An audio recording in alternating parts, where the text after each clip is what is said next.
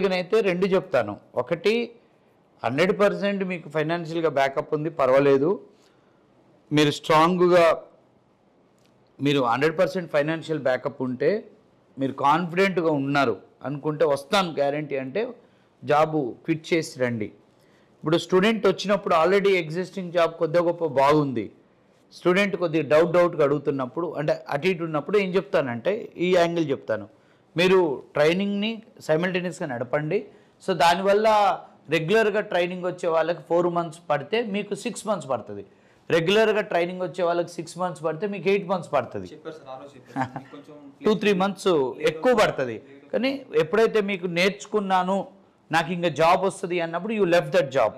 So అది ఎన్ని రోజులకు నీకు ఆ ధైర్యం వచ్చింది? జాబ్ వదిలేసినావా? ఎన్ని రోజులకు వదిలేసావు? కానీ ఆ 6 months అయితే నువ్వు ఆన్ అండ్ ఆఫే కనపడ్డావు. నాకు సడన్గా మధ్యాహ్నం కనిపెట్టాడు.